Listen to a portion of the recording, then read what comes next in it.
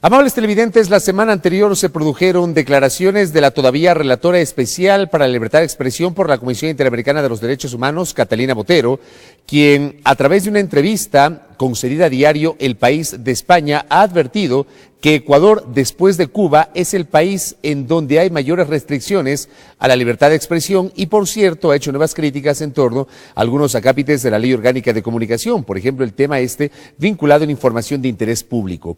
¿Cuál es la visión de un conocedor de la materia? Nos referimos al doctor Rommel Jurado, quien es jurista, catedrático y además coautor del proyecto de ley de comunicación que está vigente desde el año anterior. Doctor, bienvenido, ¿cómo le va? Muchas gracias, muy bien. ¿Qué le han parecido las declaraciones de la relatora especial para la libertad de expresión de la CIDH?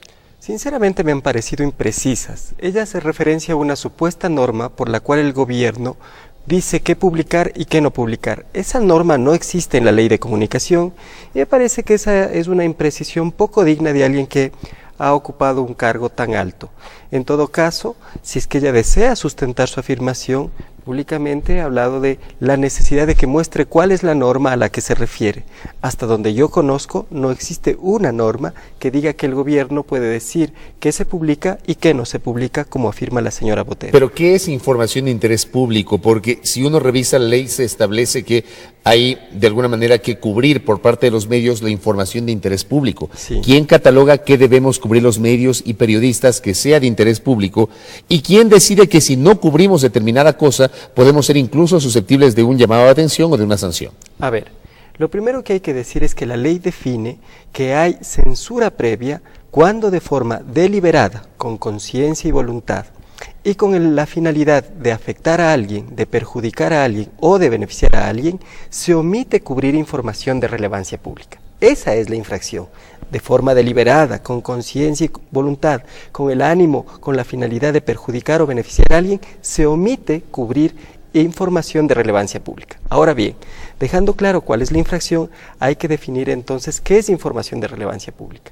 Y el reglamento hace una clarificación al respecto. Dice, información de relevancia pública es toda aquella que emita un actor público o privado y que afecte positiva o negativamente el ejercicio de los derechos fundamentales de los ciudadanos, el orden constituido o las relaciones internacionales. Luego, si información sobre el ejercicio de los derechos de los ciudadanos, información sobre el orden constituido o información sobre las relaciones internacionales son deliberadamente omitidas con el fin de perjudicar a alguien, entonces ese es un acto de censura previa según la ley. ¿Y quién lo determina?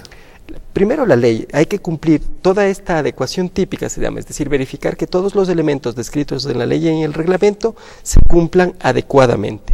Y si esto se verifica, entonces el superintendente de la Información y Comunicación tiene que imponer la sanción que establece la ley. ¿Y él puede iniciar esta valoración de oficio o mediante la recepción de una denuncia de alguna persona? Así es, la ley contempla, el reglamento contempla la posibilidad de que las denuncias o quejas sean presentadas por cualquier ciudadano y que también puedan ser iniciados procedimientos administrativos de acción pública a instancia de la propia autoridad. Si mañana pasado yo como periodista, como medio, decido que tal vez la sesión de la Asamblea Nacional en donde se va a tratar una serie de temas, no me parece como director de un medio que sean de interés público, ¿tengo la libertad de no cubrirlos? Así es, absolutamente. Puede cubrirlos o puede no cubrirlos.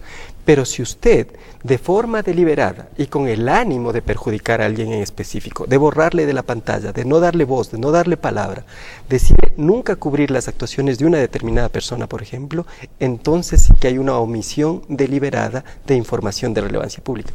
Pero en el mundo de las posibilidades, un editor, un director de noticias, bien puede decir, esta información no es tan prioritaria como esta otra, prefiero cubrir esta otra.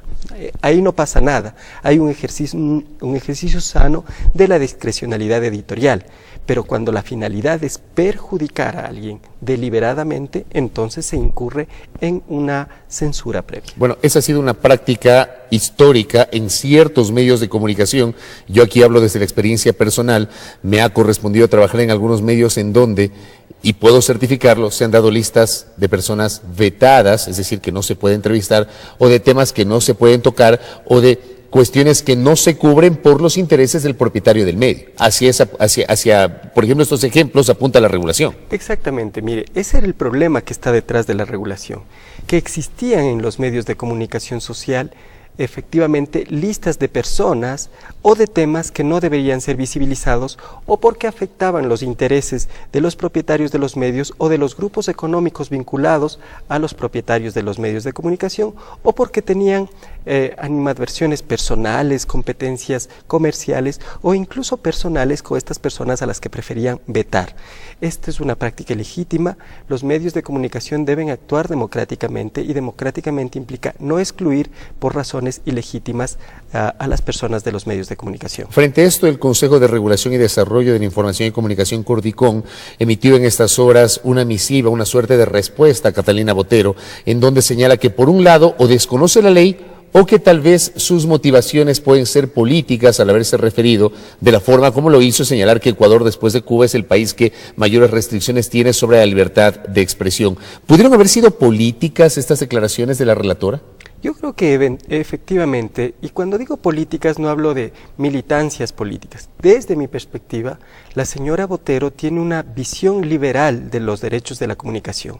Concibe a la libertad de expresión solamente como un derecho que pueden ejercer en términos reales los mejor situados. ¿Por qué digo esto?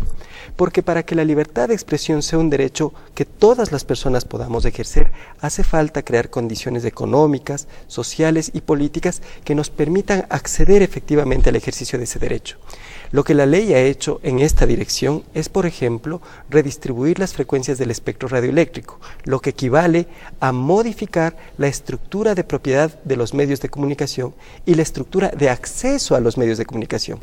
Entonces, si tienes más medios, si estos pertenecen a las comunidades, si estos medios son públicos y si hay, por supuesto, también medios privados, las posibilidades de acceso a esos medios, tanto a la propiedad cuanto a acceder a la emisión de esos medios, se multiplican para los ciudadanos. Cuando la comunicación y la libertad de expresión es ejercida así por todos los ciudadanos, entonces se profundiza, se democratiza la comunicación. Pero cuando la comunicación, la posibilidad de comunicarse masivamente, se encuentra concentrada en pocas manos, de gente que es generalmente la mejor situada porque tiene la capacidad económica para hacer funcionar medios de comunicación, entonces la mayoría nos encontramos silenciados. La libertad que la señora Botero tiene conceptualmente como orientadora de sus decisiones y declaraciones, hace que un ciudadano que solo tenga sus pulmones para expresarse, tenga el mismo tratamiento que aquellos grupos económicos que tienen medios nacionales y transnacionales para expresarse. Es decir, trata como iguales a dos personas que son absolutamente diferentes. Una carente de poder y de medios y otra con todo el poder y todos los medios. Y esa persona carente de poder y de medios es la que históricamente menos posibilidades de acceso ha tenido a esos medios de comunicación. Así es. Por eso, la versión social y democrática del derecho a la comunicación que promueve la Ley de Comunicación en Ecuador es precisamente dotar de condiciones a los ciudadanos para acceder a los medios de comunicación, para tener sus propios medios de comunicación, pero también dotarle a los ciudadanos de una ley y de una institucionalidad que permite exigir jurídicamente el cumplimiento de esos derechos si alguien los vulnera. Parece ser que este último aspecto, sobre todo, resulta irritante a la visión liberal que promueve la señora Botero. Y al mismo tiempo, a propósito de los cuestionamientos que persisten sobre la Ley Orgánica de Comunicación, hace pocas horas se publicó una noticia en el sentido de que la edición de diario La Hora de la provincia de Manabí decide no volver a circular, dejar de circular y, entre otros aspectos, invoca las restricciones de la Ley Orgánica de Comunicación. Mire, a mí me parece que esto es una generalidad. Si es que ellos creen que de alguna manera la Ley de Comunicación ha afectado su desempeño, su obligación con el país, su obligación con los ciudadanos, es decir, qué norma, qué aspecto efectivamente ha afectado o ha impedido que ellos puedan seguir trabajando. Yo recuerdo el caso de Vanguardia o el caso del diario Hoy, que con el mismo argumento invocaron las mismas razones. Las mismas razones sin nunca hacer ninguna precisión. Pero finalmente estos dos medios siguen teniendo su capacidad de producir sus discursos y de difundir sus ideas. Todo lo que hicieron fue mudar de plataforma impresa a plataforma online, a plataforma en internet. Pero siguen siendo medios de comunicación con capacidad de producir y difundir ideas. Entonces, eso demuestra que es un problema en la gestión de los medios impresos, por razones económicas, que les impide continuar imprimiendo. Pero eso no es culpa de la ley, es culpa de la gestión que se hace de los medios, porque los medios o no han del mercado, desaparecido. porque los medios efectivamente no han desaparecido. Entonces me parece ligero, impreciso y en cierta forma malintencionado atribuirle a la ley las consecuencias, los errores de la propia gestión de los medios de comunicación. Doctor, gracias por su tiempo. Gracias también. El doctor Rommel Jurado y su visión en torno a la ley de comunicación que precisamente él ayudó a construir aquí en la Asamblea Nacional y, por cierto, una respuesta a estas declaraciones formuladas en las últimas horas por la relatora especial de la Comisión Interamericana de los Derechos Humanos para la Libertad de Expresión, Catalina Botero. Una pausa.